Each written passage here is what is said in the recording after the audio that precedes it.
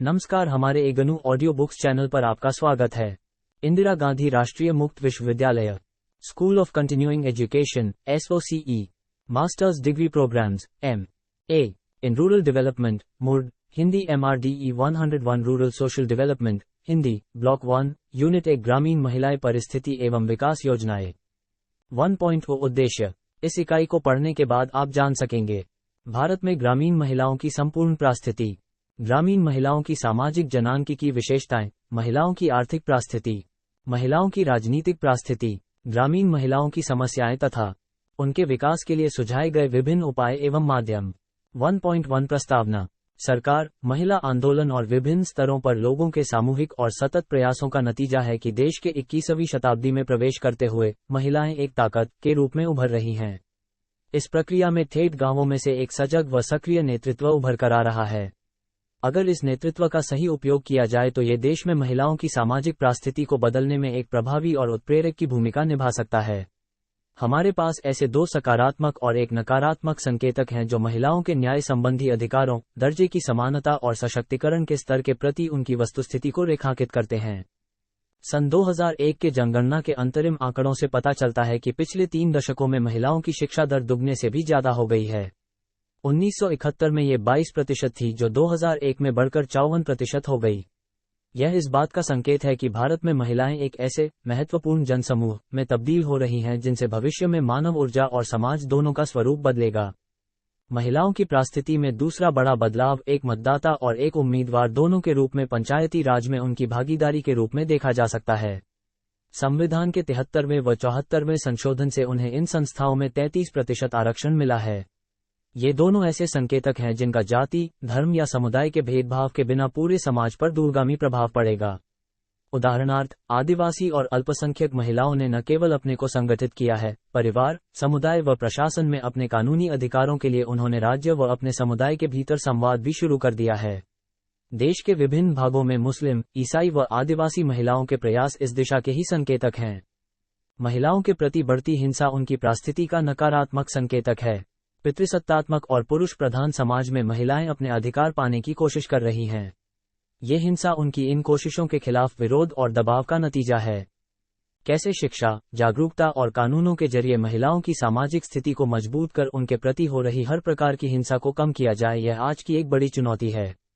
जनगणना के ताज़ा आंकड़ों ने जनसंख्या, स्वास्थ्य, शिक्षा, रोजगार और सामाजिक सुरक्षा के मुद्दों को केंद्र में ला दिया है। देश की जनसंख्या का स्वरूप बदल रहा है। लड़कियों की संख्या घटने से लिंग अनुपात गड़बड़ा गया है। 7 साल से कम उम्र की लड़कियों की संख्या तेजी से घट रही है। रोजगार में महिलाओं की संख्या में कमी आई है। शिक्षा के क्षेत्र में उनकी स्थिति पहले से सुधरी है, पर अभी भी पुरुषों के मुकाबले वे काफी पीछे हैं। ये सभी ऐसे मुद्दे हैं जिन पर 10वीं पंचवर्षीय योजना में विशेष ध्यान दिए जाने की जरूरत है। राष्ट्रीय परिवार सर्वेक्षण 2000 व कुछ अन्य शोध अध्ययनों से भी यह तथ्य उभर कर आया है कि महिलाओं संबंधी बहुत से मुद्दों पर ध्यान दिए जाने की जरूरत है। उनमें से कुछ प्रमुख हैं। महिलाओं के पास राजनीतिक भागीदारी के मौके नहीं हैं। वे समूहों में संगठित नहीं हैं, इसलिए अलग थलग पड़ जाती हैं। ऋण या संसाधनों तक उनकी पहुंच नहीं है। शिक्षा, व्यावसायिक प्रशिक्षण और आजीविका कमाने के कौशल का उनमें अभाव है। वे कुपोषण की शिकार हैं। 15-49 आयु वर्ग की करीब 50% महिलाएं रक्त की कमी की शिकार हैं। उनके घरों में पानी व ईंधन उपलब्ध नहीं है और पशुओं के चारे के लिए भी घर से काफी दूर जाना पड़ता है। गांवों में आपातकालीन चिकित्सा सेवाओं का अभाव है, जिससे मृत्यु दर, खासतौर से मातृ मृत्यु दर, काफी अधिक है। सड़कें न होने से यातायात भी कठिन है। विकलांगता, विधवापन आदि जीवन की विषम स्थितियों में गांवों में कोई सामाजिक सहयोग व सहायता की व्यवस्था भी नहीं है।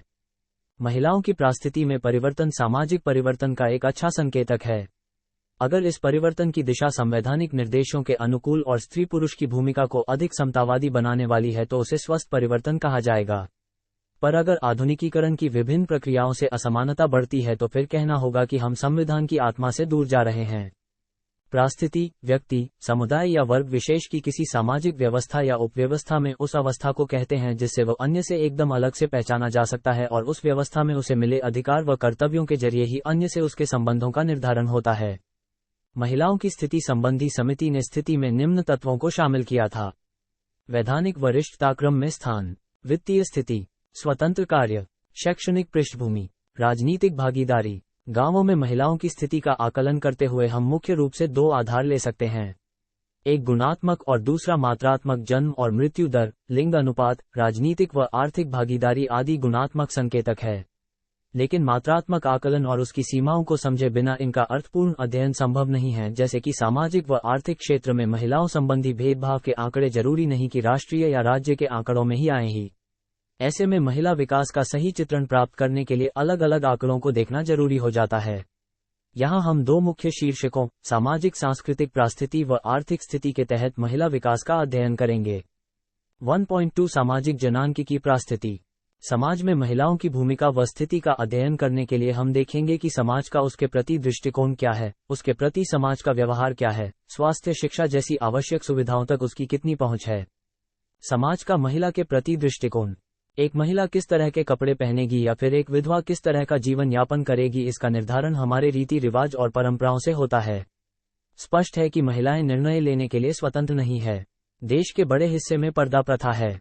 इससे महिलाएं उन क्षेत्रों व क्रियाकलापों में आसानी से कोई भाग नहीं ले पाती जिनमें पुरुषों की भूमिका प्रमुख है। आज अधिकांश पुरुष दहेज प्रथा को गलत तो बताते हैं, पिता की संपत्ति में लड़कियों को बराबर का हिस्सा देने को वे तैयार नहीं। हमारे परंपरागत सामाजिक ढांचे में जाति, धर्म, समुदाय और वर्ग के आधार पर जो असमानताएं अंतर्निहित हैं, उनसे विभिन्न क्षेत्रों में बड़े पैमाने पर स्त्री की भूमिका व स्थिति प्रभावित होती है। समाज में महिलाओं के स्वीकृत अधिकार, उनकी भूमिका, उनका अपना व्यवहार और उनके प्रति दूसरों के व्यवहार का निर्धारण करने वाले नियम हर समाज और समुदाय के अलग अलग और अपने अपने हैं। ये क्या और कैसे हैं, ये काफी कुछ इस बात पर निर्भर करता है कि समाज में उस समुदाय विशेष का क्या स्थान है और विकास के स्तर पर वह कहाँ खड़ा होता है। जन्म से लेकर मृत्यु तक महिलाओं का सारा जीवन परंपराओं व धर्म से निर्धारित तथा नियंत्रित होता है। ये भी देखा गया है कि उनका स्वरूप समझातीय नहीं है, जीवन के बनते रहे हैं। यही कारण है कि सामाजिक दुर्बलताएं आज भी अपने नवीनतम रूप में ही सही मौजूद हैं। विवाह और उनका मातृत्व उसका आज भी सबसे बड़ा सम्मान और उपलब्धि मानी जाती है। कई धर्मग्रंथों में स्त्री को सामूहिक पूजा करने का अधिकार नहीं दिया गया है। दहेज, आजीविका भत्ता, संरक्षण व उत्तराधिकार आदि मुद्दों पर कानून महिला के पक्ष में नहीं है। दहेज, हत्या, बलात्कार जैसे क्रूर अपराध बढ़ते ही जा रहे हैं। राजनीतिक हिंसा की भी वह जबरदस्त शिकार है। अनुसूचित जाति, जनजाति व पिछड़े वर्ग की महिलाओं से बलात्कार और उनकी हत्याओं की घटनाएं लगातार बढ़ रही हैं, क्योंकि आज वे अपने अधिकारों के प्रति जागरूक हो रही हैं और जमीन, वनोपज आदि पर अपने अधिकारों की मांग कर रही है। सरकारी व गैर सरकारी प्रयासों से पिछले 1-2 दशक में महिलाओं के विकास के लिए बनी नीतियों, कार्यक्रमों और योजनाओं से उनकी सामाजिक व आर्थिक परिस्थिति में उल्लेखनीय सुधार हुआ। स्वास्थ्य और परिवार कल्याण, साक्षरता और शिक्षा, काम व रोजगार, निर्णय लेने की प्रक्रिया और राजनीतिक भागीदारी आदि क्षेत्रों में आज उसकी परिस्थिति क्या है तथा जनांकिकी के आंकड़े उसके बारे में क्या कहते हैं, इसका खुलासा अब हम करेंगे। महत्वपूर्ण आंकड़े। सन 2001 के जनगणना के आंकड़ों के मुताबिक भारत में महिलाओं की संख्या 49,57,40,000 यानी कुल जनसंख्या का 48.3% है। प्रक्रिया के स्तर पर महिलाओं के सशक्तिकरण के लिए जरूरी है कि उनके पूरे जीवन चक्र को ध्यान में रखा जाए। इसलिए योजना निर्माण के समय उनके जीवन के हर पहलू को प्राथमिकता देना जरूरी है। हर स्तर पर विकास की जरूरतों को ध्यान में रखते हुए महिलाओं की आबादी को 5 विभिन्न समूहों में बांटा गया है। ये हैं 0-14 साल का आयु वर्ग समूह। इस उम्र की लड़कियों पर विशेष ध्यान देने की जरूरत है, क्योंकि इस उम्र में उनके प्रति सर्वाधिक लिंग भेद किया जाता है। महिलाओं की जनसंख्या में इनकी संख्या 17 करोड़ 15 लाख यानी 34.6% है। 15-19 साल की किशोर लड़कियों का वर्ग समूह, इसकी संख्या 52.14 मिलियन यानी 10.5% है। योजना निर्माण की दृष्टि से यह वर्ग समूह बेहद महत्वपूर्ण है। यही वो उम्र है जब लड़की को समाज और परिवार में भावी रचनात्मक उत्पादक भूमिका के निर्वाह और स्वस्थ प्रजनन के लिए तैयार करना होता है। 15-44 साल का आयु वर्ग समूह, इस समूह की संख्या 233.72 मिलियन यानी 47.1% है। प्रजननावस्था होने के कारण इस वर्ग समूह की विशेष जरूरतों पर खास ध्यान देना होता है।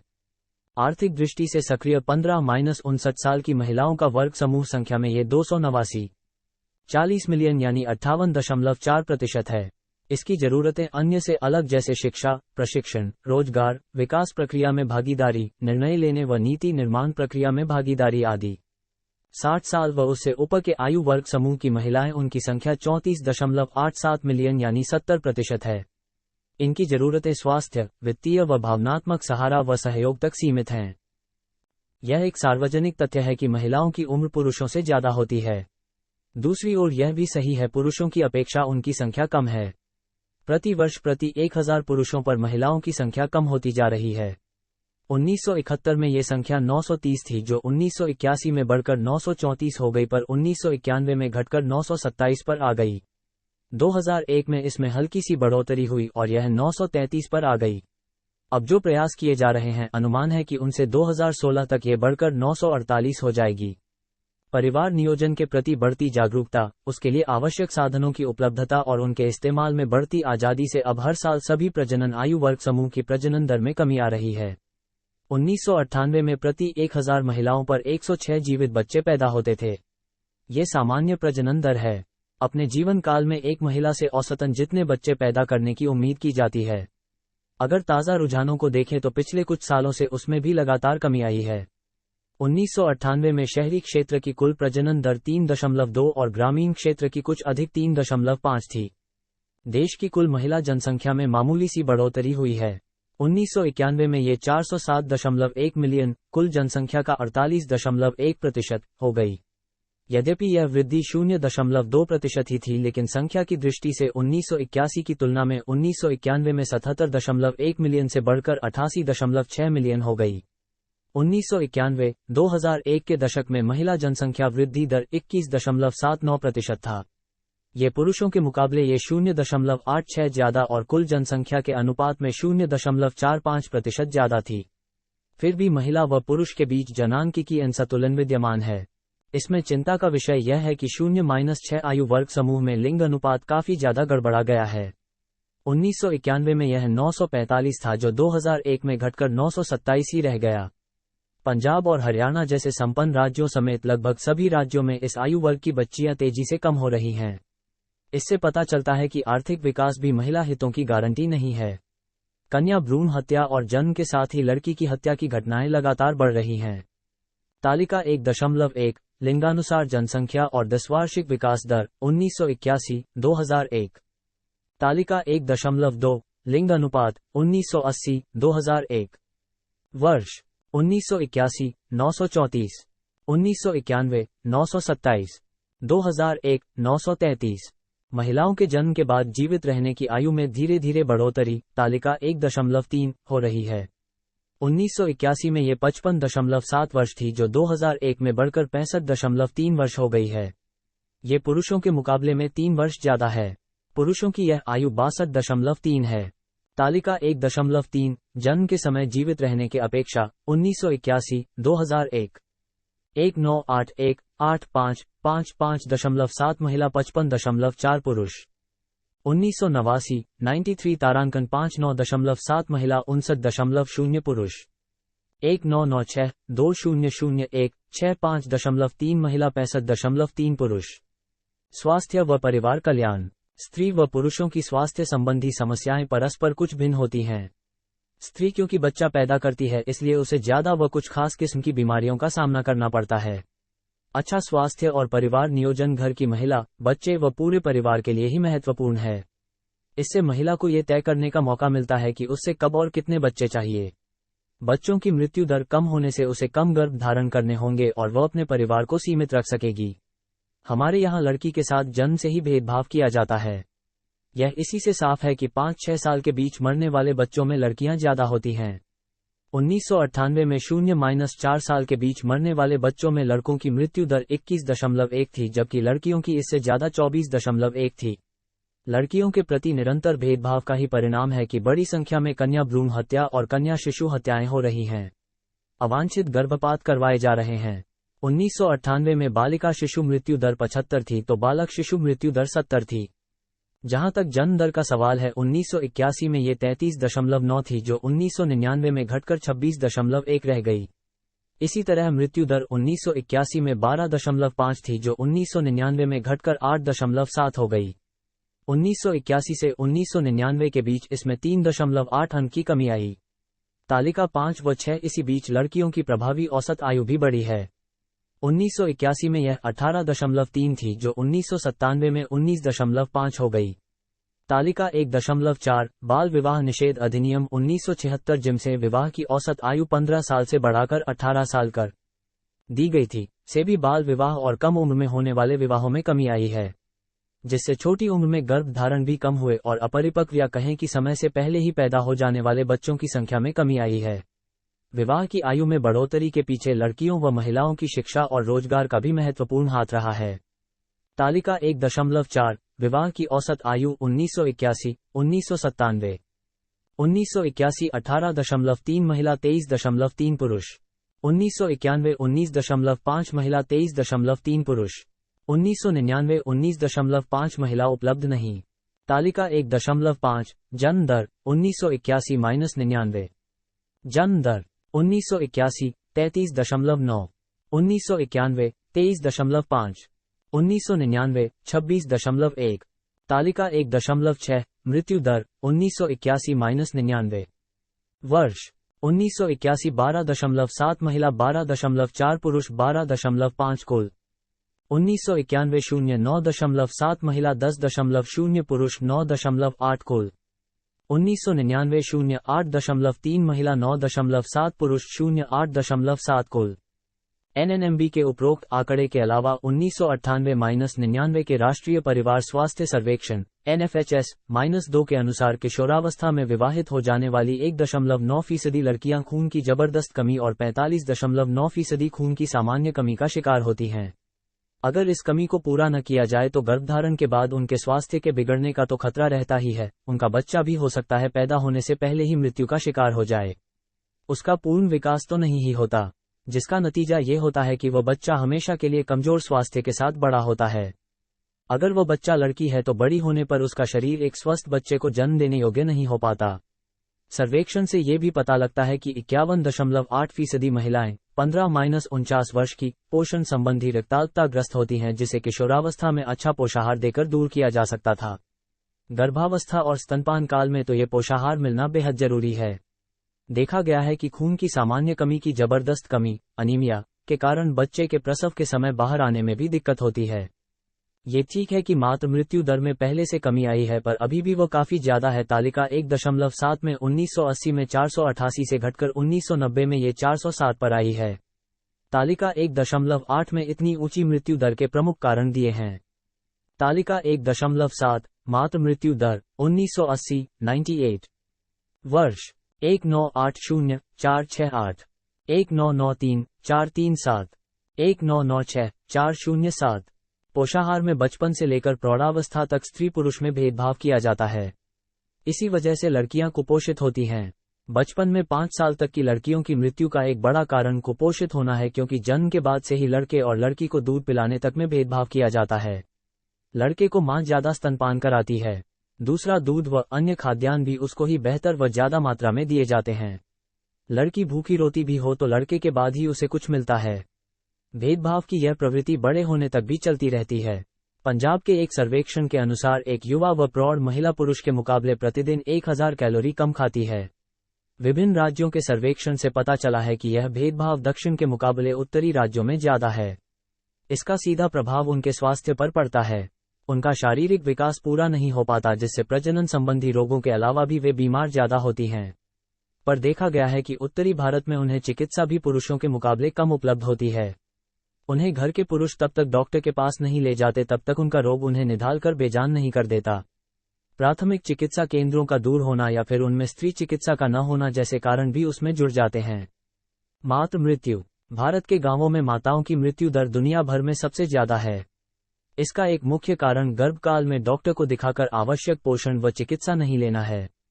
माना जाता है कि यह एक स्वाभाविक प्रक्रिया है जिसके लिए डॉक्टर के पास जाने की कोई जरूरत नहीं है। राष्ट्रीय आंकड़े बताते हैं कि केवल 40-50% महिलाओं को ही गर्भावस्था में चिकित्सकीय मदद मिल जाती है। पूर्ववर्ती गर्भावस्थाओं के दौरान कठिनाइयां आने के बावजूद आमतौर पर उनका इलाज घरेलू नुस्खों द्वारा किया जाता है। गर्भवती महिला के चिकित्सक के पास न जाने के मुख्यतः 3 कारण हैं। इसका फैसला सास, ससुर या पति करता है। पैसे का न होना, और आमतौर पर लोगों में डर रहता है कहीं इलाज से बच्चे को फायदा होने की बजाय नुकसान न हो जाए। यह अनुमान है कि 15 से 29 वर्ष की महिलाओं की 1/4 मौतें गर्भावस्था संबंधी किसी भी कारण से होती है, और इस 1/4 में से 2/3 ऐसी होती हैं जिन्हें रोका जा सकता था। महाराष्ट्र में किए गए एक अध्ययन के मुताबिक 92% महिलाएं सर्वाधिक स्त्री रोगों की शिकार हैं। 1.3 सामाजिक परिस्थिति। आज पूरी दुनिया में महिलाओं के प्रति हिंसा देखी जा रही है, जो मानव अधिकारों का स्पष्ट हनन है। ये लगातार बढ़ रही है और क्रूर रूप ले रही है, लेकिन उसके प्रति विरोध की आवाज अभी तक उतनी तेज नहीं हुई। उल्टा उसे समस्या मानकर स्वीकार किया जाता है।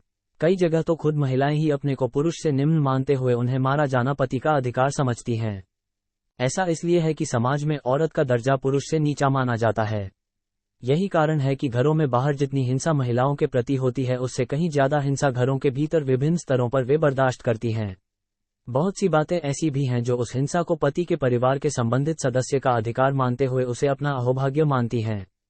पिछले कुछ समय में भारत में महिलाओं के प्रति हिंसा बहुत ज्यादा हुई है। हर 26 मिनट में एक महिला से छेड़छाड़ होती है, 34 मिनट में एक बलात्कार होता है और 42वें मिनट पर यौन शोषण की घटना होती है। हर 43वें मिनट पर एक महिला को दहेज के कारण जलाया जाता है। बलात्कार के जो मामले दर्ज होते हैं, उनमें से 1/4 मामलों में बलात्कार की शिकार लड़की 16 साल के आसपास की उम्र की होती है, पर ज्यादातर मामले तो पुलिस में रिपोर्ट ही नहीं किए जाते। बलात्कारी के लिए कठोर दंड का प्रावधान है, पर 95% बलात्कारी छूट जाते हैं। उन पर आरोप ही सिद्ध नहीं हो पाता। समाज में महिलाओं का दोयम दर्जा।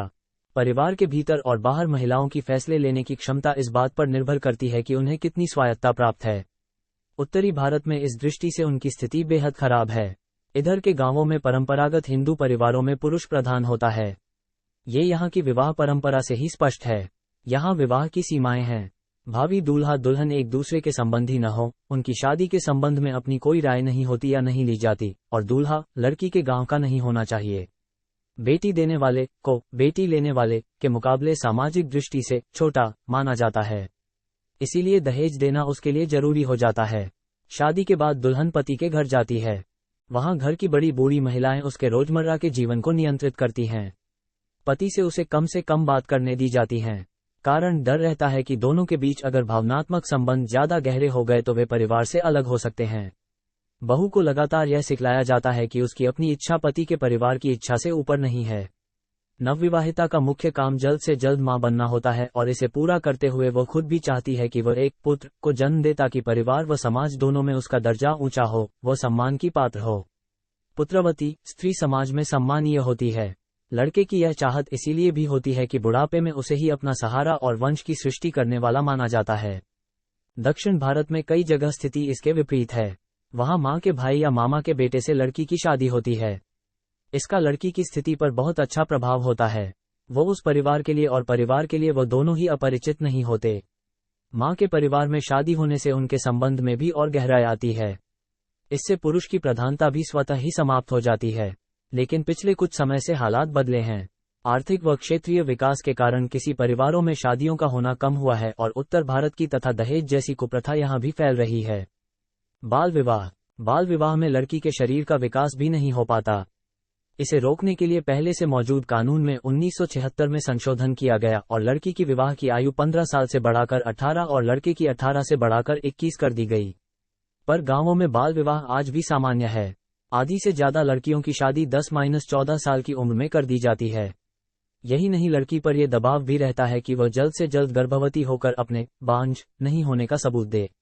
सामान्यतया कुल जन्मों का 10-15% महिलाओं की किशोरावस्था में ही हो जाता है। राजस्थान में 1993 में 5000 महिलाओं पर किए गए एक सर्वेक्षण के मुताबिक 56% की शादी 15 माह की उम्र से पहले ही हो गई थी। उनमें से मात्र 18% साक्षर थी और मात्र 3% परिवार नियोजन के किसी उपकरण का इस्तेमाल कर रही थी। इन महिलाओं के 4 साल से कम उम्र के 63% बच्चे बेहद कमजोर और कुपोषित थे। प्रतिवर्ष राज्य सरकारों के कार्यालयों के बाहर बाल विवाह संबंधी वैधानिक चेतावनी के पोस्टर चिपकाए जाते हैं, परंतु उनका खास असर नहीं होता। दहेज प्रथा। भारत में हर साल 6000 दहेज हत्याएं होती हैं। दहेज निरोधक अधिनियम बने 33 साल हो गए, पर दहेज है कि खत्म होने की बजाय बढ़ता ही जा रहा है। दहेज लेने व देने वाला दोनों ही कानून की नज़र में दोषी हैं, पर शिकायत को एक अपवाद ही कहा जा सकता है। दहेज हत्या हो जाने के बाद भी लोग लड़की के माता पिता अदालत में आते हैं। उत्तराधिकार। महिलाओं को उत्तराधिकार संबंधी अधिकार सीमित हैं, और अक्सर उनका भी उल्लंघन ही किया जाता है। 1950 में हिंदू निजी कानून में मूलभूत परिवर्तन करते हुए बहु विवाह पर रोक लगाई गई और महिलाओं को तलाक, गोद लेने व उत्तराधिकार का अधिकार दिया गया। मुस्लिम महिलाओं पर उनका निजी कानून लागू होता है। हिंदू कानून पैतृक संपत्ति में बेटे का बराबरी का अधिकार होता है, पर बेटी का अधिकार पिता को मिलने वाली उस संपत्ति के हिस्से में होता है।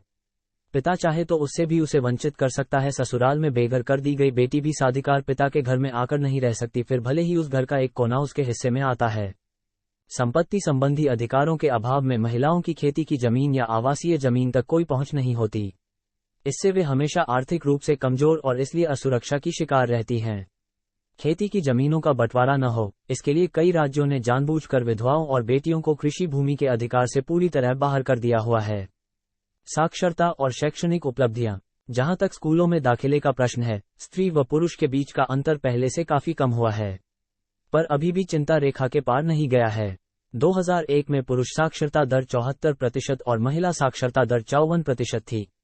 स्कूलों में प्राथमिक कक्षा से लेकर सेकेंडरी तक आते आते लड़के व लड़कियों दोनों की ही संख्या काफी कम रह जाती है, पर लड़कियां ज्यादा बड़ी संख्या में स्कूल छोड़ती हैं और बहुत जल्दी छोड़ती हैं। NFHS 11 के मुताबिक 6-11 वर्ष के लड़के लड़कियां कभी स्कूल नहीं गए, उनके पीछे मुख्य कारण पैसा रहा है। ऐसे लड़कों की संख्या 7% और लड़कियों की संख्या दुगनी 14% है। फिर भी लगातार प्रयासों से 2 दशक में महिला साक्षरता दर 29.76% 1981 से 54.16% 2001 हो गई है। निरक्षर महिलाओं की संख्या में 1991 में 20 करोड़ से ऊपर थी, जो 2001 में 18 करोड़ 96 लाख पर आ गई। कई राज्यों में महिला साक्षरता दर काफी बड़ी है, पर कई राज्यों में अभी भी काफी पीछे है। देश भर में 299 जिलों में महिला साक्षरता दर राष्ट्रीय औसत साक्षरता दर के काफी नीचे है। केरल में महिला साक्षरता दर सबसे ऊपर 87.86% है, तो बिहार में सबसे कम 33.57% 2001 है।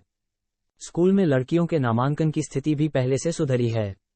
प्राथमिक स्तर पर 1980-81 में 64.1% के मुकाबले 1999-2000 में ये 85.2% हो गई।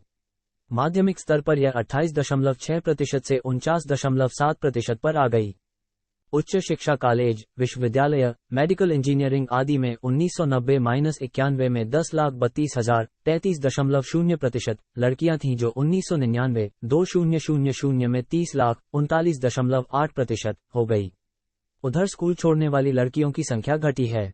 प्राथमिक स्तर पर यह 1980-81 के 62.5 से 1999-2000 में ये 42.3% और माध्यमिक स्तर पर 79.4% से 58.0% रह गई। 1.4 आर्थिक परिस्थिति। महिलाएं आमतौर पर पुरुषों से दुगना समय काम करती हैं। खेती चाहे वो व्यावसायिक हो या आजीविका के लिए की जाने वाली, पुरुषों के मुकाबले महिलाएं ज्यादा समय उसे देती हैं। भारत के हिमालय के क्षेत्र में किए गए अध्ययन से निकलकर आया कि 1 हेक्टेयर के खेत में एक साल में एक बैल 1064 घंटे काम करता है, एक पुरुष 1212 घंटे और एक महिला 3485 घंटे काम करती है। आंध्र प्रदेश में पाया गया कि एक महिला मजदूर खेत के फसल के मौसम में 15 घंटे काम करती है। पुरुष 7 से 8 घंटे व सुबह 5-11 बजे तक और फिर दोपहर बाद 3-5 बजे तक काम करता है, जब तक महिला सुबह 5 बजे से लेकर रात के 8 बजे तक बीच में मात्र 1 घंटे का आराम करती है। महिला के इतना काम करने के बाद भी यह माना जाता है कि आर्थिक दृष्टि से वो कोई काम नहीं करती। यही कारण है कि दिन भर बिना रुके काम करते रहने के बावजूद परिवारों के भीतर पैसे पर उसका कोई अधिकार नहीं है। पैसा न उसके पास रहता है, न वो स्वेच्छा से खर्च कर सकती है। बाजार में फसल बेचने या पैसे का लेन देन तो बहुत दूर की बात है।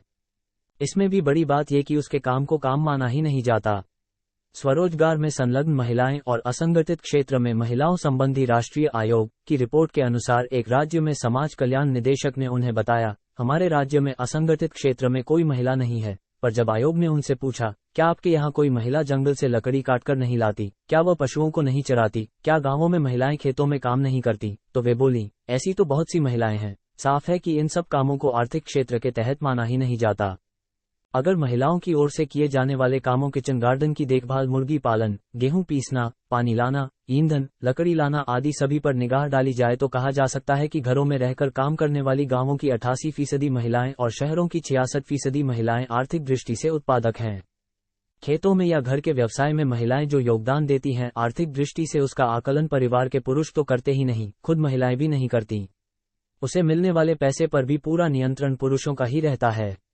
1992 के एक अध्ययन के अनुसार परिवारों द्वारा हथकरघा उद्योगों में काम करने वाले लड़कों को तो जेब खर्च के नाम पर पैसा दिया जाता था, किंतु वयस्क महिलाओं और लड़कियों को नहीं। घरेलू रोजगार या व्यवसाय में महिलाओं के हिस्से में आने वाला काम ज्यादा उबाऊ व थकान वाला होता है। जैसे खेतों में पौधा लगाने पर खरपतवार निकालने का काम वे दिन भर पानी में खड़ी होकर या फिर तपती दोपहरी में करती हैं, जबकि पुरुष खेत जोतने या पानी लगाने का काम सुबह सुबह सूरज चढ़ने से पहले ही कर लेते हैं।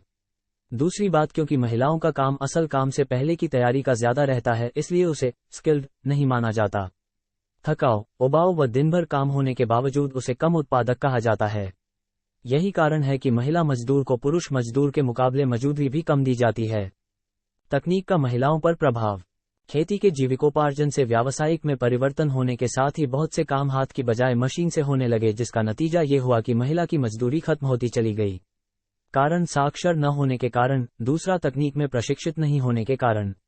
जिन मशीनों को लाया गया उन्हें चलाने का काम पुरुष करने लगे। नतीजा ये हुआ कि स्त्रियां अब खेतों में निम्न श्रेणी के कामों के लिए ही रह गईं। खेतों की जुताई ट्रैक्टर से, फसल की कटाई और छटाई भी मशीनों से होने लगी, और ये सभी काम जिनमें महिला की बराबर की या फिर ज्यादा ही भागीदारी रहती थी पुरुष करने लगे। थ्रेशर पुरुष चलाता है, जिससे कटाई के बाद फसल, गेहूं, धान आदि का छिलका, भूसी उतारने के काम जो महिलाओं का ही होता था, उनके हाथ से निकल गया। यही नहीं, इसकी भूसी उनके जानवरों के काम आती थी, पर थ्रेशर के बाद बड़े किसान उसे बेचने लगे, जिसका नतीजा ये हुआ कि रोजगार तो हाथ से गया ही, पशुओं के लिए चारा भी खरीदना पड़ता है या फिर जंग से लाना होता है, यानी कि ज्यादा काम नकदी के आ जाने से फसल खेत से ही सीधे बाजार में चली जाती है, जिनका अर्थ है पैसा, जो पूरी तरह पुरुष के हाथ में है। पहले फसल घर में आती थी, उसका भंडारण होता था और समय समय पर महिलाएं उसे बेचकर घर की जरूरतें पूरी करती थीं। उसमें उसके माध्यम से महिलाओं के पास आर्थिक अधिकार तो होते थे, पर अब न तो उनके गेहूं धान आदि होता है और न पैसा ही।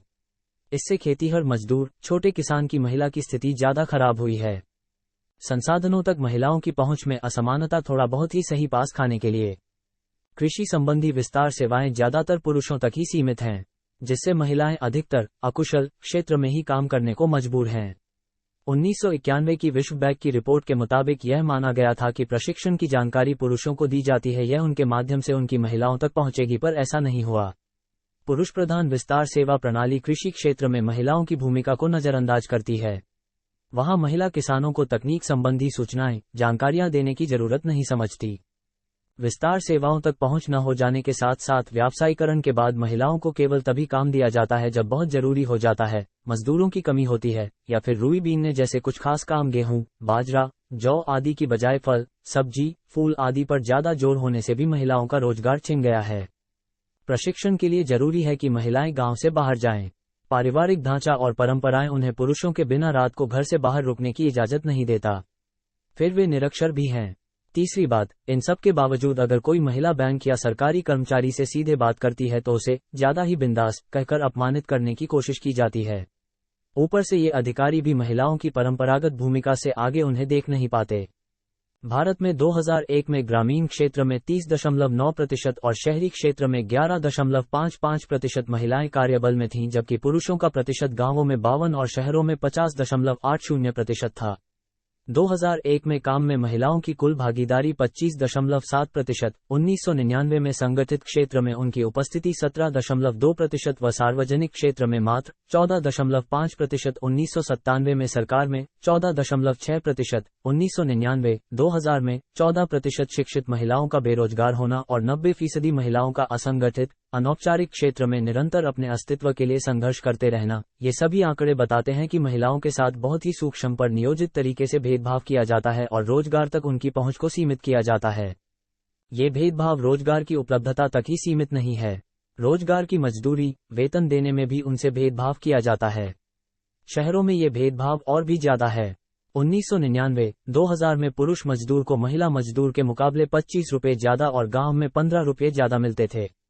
2001 में कार्यबल में महिलाओं की भागीदारी 1981 के 19.7% से बढ़ाकर 25.7% हो गई, पर पुरुषों के मुकाबले शहर व गांव दोनों ही जगह यह आज भी बहुत कम है। तालिका 1.12। राज्यों की स्थिति के मुताबिक भी उनकी भागीदारी कहीं कम कहीं ज्यादा है। जैसे मणिपुर में ये 34% है तो पंजाब जैसे समृद्ध राज्य में मात्र 4%। तालिका 1.12। लिंगवार काम में भागीदारी का प्रतिशत 1981, 2001। संगठित क्षेत्र में भी 2 दशकों में महिलाओं की उपस्थिति बढ़ी है। 1981 में ये 12.2% थी, जो 1991 में 17.2% हो गई। 1991-99 के बीच वृद्धि का प्रतिशत 3.1 रहा। दूसरी ओर पुरुषों का प्रतिशत इस क्षेत्र में घट रहा है, पर आज भी महिलाएं इस क्षेत्र में बहुत कम मात्रा में हैं। 1.5 राजनीतिक परिस्थिति। नीति निर्माण का निर्णय निर्माण के स्तर पर अभी तक भारत में महिलाओं की भूमिका काफी कम रही है। कारण, उन्हें इसके अवसर ही नहीं मिलते। 1987 में भारतीय प्रशासनिक या फिर पुलिस जैसी प्रमुख सेवाओं में मात्र 5.4% महिलाएं थीं। 2000 में ये प्रतिशत 7.6, तालिका 2.1116 हुआ।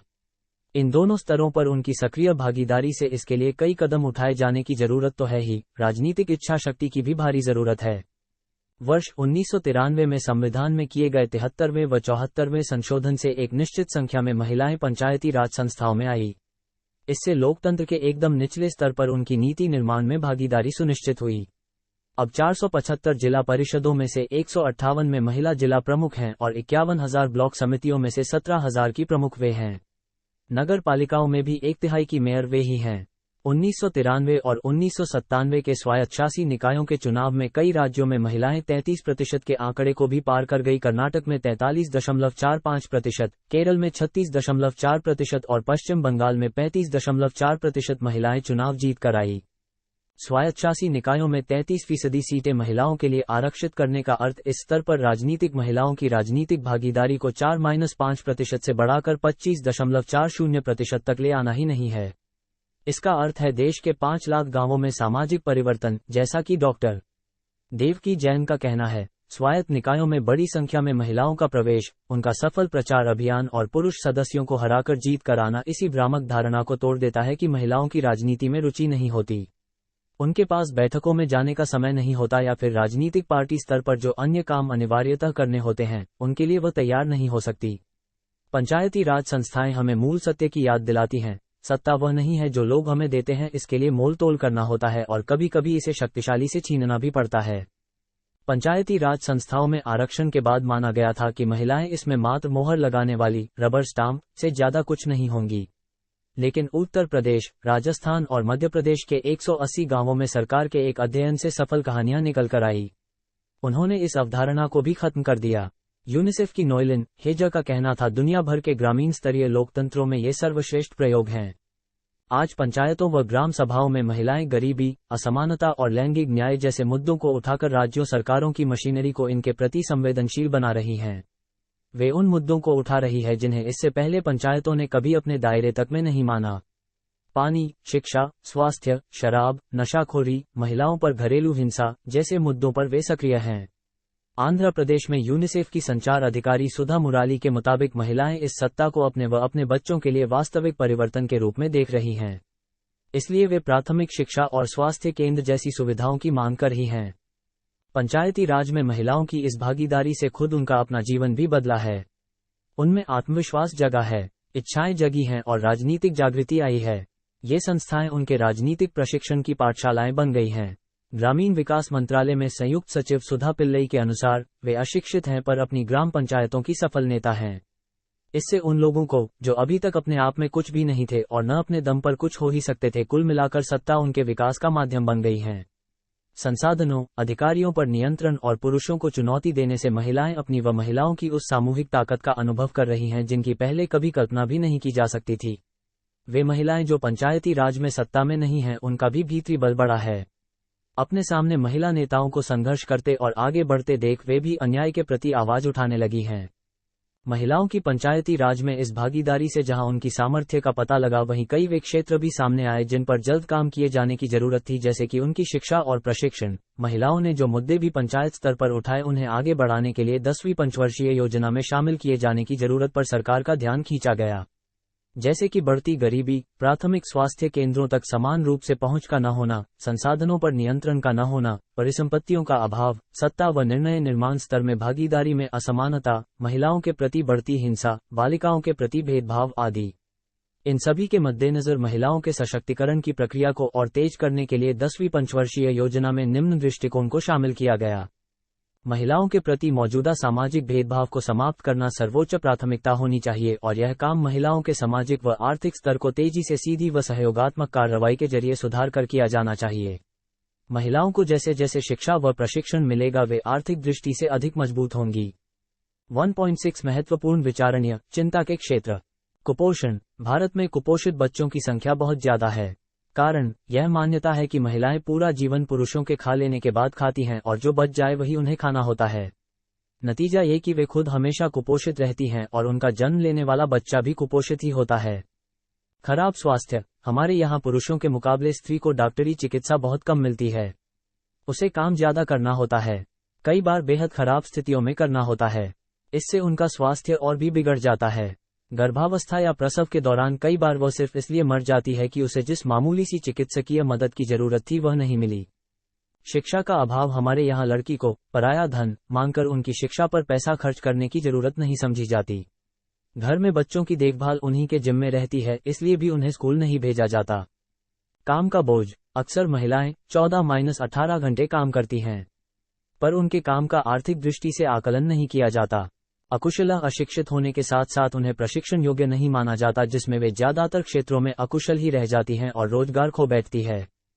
हिंसा। पिछले कुछ साल से उनके प्रति हिंसा में बेहद बढ़ोतरी हुई है। बलात्कार, दहेज हत्याएं, कन्या भ्रूण हत्या, बालिका शिशु हत्या इनमें प्रमुख हैं। अधिकारहीन पुरुष प्रधान समाज होने के कारण वे घर परिवार या समाज में अपने प्रति भी कोई निर्णय नहीं ले पाती। बचपन में शादी कर दी जाती है। संपत्ति में उनका कोई हिस्सा नहीं है। उत्तराधिकार संबंधी अधिकारों से वंचित हैं। नीति व योजना के केंद्र बिंदु। देश में भूमि व वातावरण की विविधता के कारण कृषि की विभिन्न प्रणालियों को देखते हुए जरूरी है कि राज्य स्थानीय स्तर पर खेती में स्त्री पुरुष का अलग अलग आंकड़ा इकट्ठा कर महिलाओं के पक्ष में नीतियों का निर्माण करें। विभिन्न राज्यों से प्राप्त होने वाले आंकड़ों के आधार पर योजनाएं बनाई जाएं। पंचायत स्तर पर महिलाओं को ध्यान में रखकर योजनाएं व कार्यक्रम हाथ में लिए जाएं।